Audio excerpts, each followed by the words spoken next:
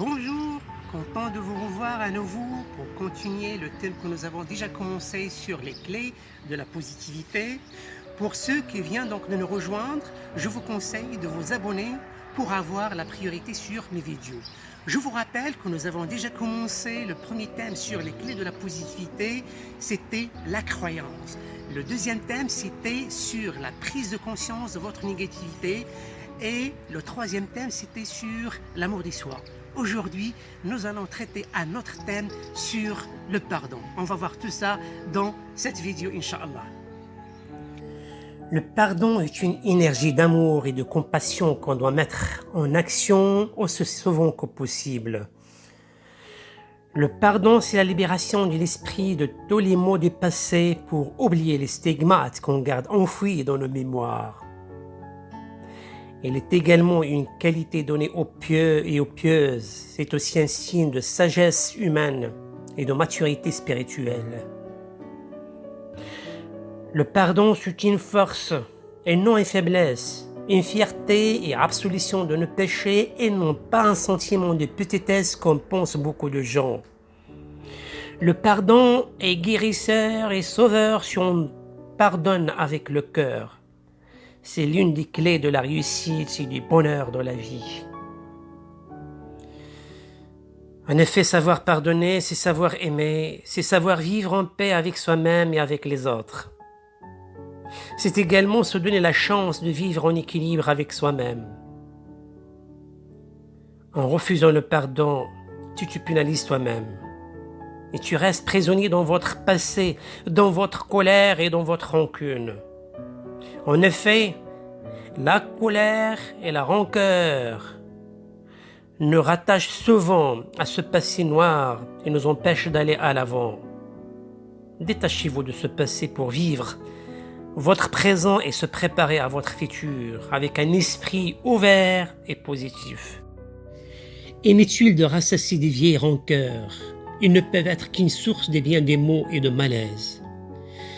Celui qui ne pardonne pas, il ne lui sera pas pardonné. Sachez bien que l'autre est une part de nous.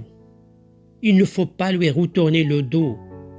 Donnez-lui l'espérance de pouvoir devenir meilleur, de pouvoir se corriger et réformer son comportement et son attitude. Il ne faut pas l'enterrer dans la faute du passé, mais il faut l'accompagner dans le positif du futur.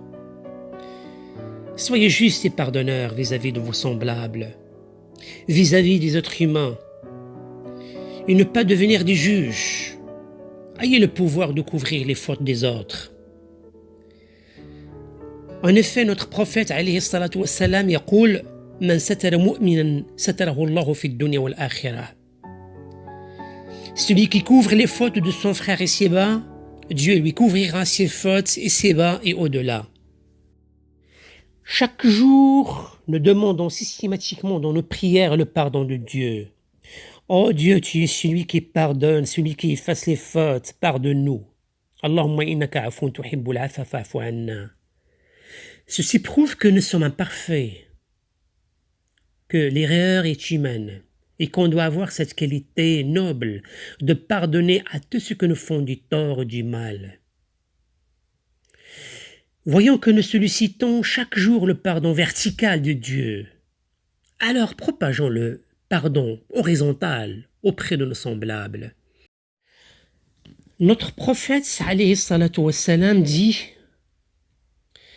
plus une personne pardonne aux autres, et plus Dieu fait en sorte qu'il soit respecté. Il dit également: par un pardon, Dieu ne fait qu'augmenter la fierté de celui qui pardonne. Pourquoi donc ne pas vouloir avoir ce privilège? Pardonnez à vos proches, à vos semblables, autant que faire se peut. La récompense de pardonner est tellement immense qu'on devrait faire cet effort pour Dieu.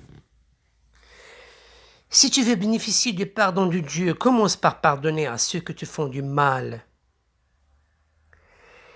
Dieu dit dans le Saint-Coran: pardonner est plus proche de la piété. Bismillahirrahmanirrahim. Wa an ta'fu aqrabu lit-taqwa. Il dit également: quiconque pardonne et réforme sa récompense est auprès d'Allah. Bismillahirrahmanirrahim. فَمَنْ عَفَا وَأَصْلَحَ فَأَجْرُهُ عَلَى اللَّهِ. Écrasez votre ego et pardonnez. Étouffez cette voix du malin à Shaitan qui vous dit « Pardonner est un signe de faiblesse ». Au contraire, la rancœur et la colère ne pourront qu'oublier notre esprit par des pensées négatives. Dieu dit également dans le Saint-Coran « Les pieux sont ceux qui dépensent dans l'aisance et dans les difficultés et qui retiennent leur colère et pardonnent aux gens, car Allah aime les bienfaisants. » Bismillahirrahmanirrahim. الذين ينفقون في السراء والضراء والكاظمين الغيظ والعافين عن الناس والله يحب المحسنين. صدق الله العظيم. Il dit également repousse le mal parce qu'il y a de meilleur. Et voilà que celui avec qui tu avais une animosité devient-il un ami chaleureux. Maintenant, nous allons essayer de vivre quelques histoires du passé qui nous montrent les vertus du pardon. Commençons par l'histoire de ce compagnon à qui le prophète a promis le paradis. On se demandait pourquoi et qu'est-ce qu'il fait ce monsieur de si particulier pour qu'il puisse avoir ce privilège. Un autre compagnon va s'arranger pour s'introduire auprès de lui, en lui évoquant la raison de malentendu avec ses proches et qu'il demande par conséquent de passer quelques jours en sa compagnie dans sa maison. Effectivement, il va passer 3 jours avec ce compagnon, tout en suivant de très près ses gestes et ses faits, mais il n'a décelé aucune chose de si particulière. À un moment donné, il lui avoue la raison de sa présence avec lui pendant ces 3 jours. La réponse de ses compagnons a été étonnante. Il lui dit tout simplement « Lorsque je dors, je ne porte de haine pour personne et je demande à Dieu de pardonner à tous ceux qui m'ont fait des mal. » Quelle attitude! Quelqu'un peut prétendre avoir un tel tempérament. Voyons qu'à l'insu des personnes concernées, il demande le pardon pour elles auprès de Dieu. C'est l'image d'un cœur purifié de toute rancœur. L'image d'un esprit qui banalise le passé noir, un esprit positif. C'est une histoire extraordinaire. La deuxième histoire, c'est celle qui concerne un Américain dont le fils a été tué par un autre Américain noir. Face au meurtrier de son fils, ce père, qui s'appelle Abdelmoumine, a fait valoir à la cour qu'il lui pardonne pour son acte commis en 2015. Le meurtrier ne s'attendait sûrement pas à être pardonné, voire même à être pris dans les bras du père de la victime. Des paroles empreintes d'une grande bonté, doublées d'un geste émouvant qui resteront gravés dans les mémoires des Américains.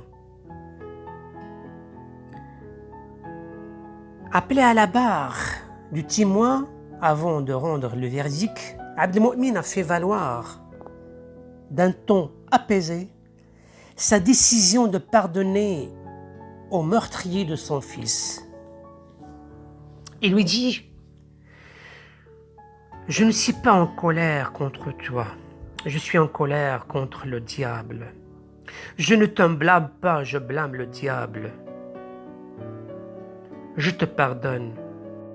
Parce que si mon fils était vivant actuellement avec nous, il t'aurait pardonné. » Quel comportement noble! Tu pardonnes à quelqu'un qui t'a privé d'un cher. C'est extraordinaire. Pardonner, c'est une qualité, une force, un signe de noblesse et de piété. Pardonner, c'est vivre en paix avec soi-même, avec votre entourage. Soyons des pardonneurs. Soyons du juste et pas du juge. Le pardon est l'une des clés de la positivité. Inculquez cette culture de pardon à vos enfants et montrez-leur que le pardon est une qualité et pas un défaut. Construisons ensemble une société qui banalise la rancœur et la culture de la vengeance.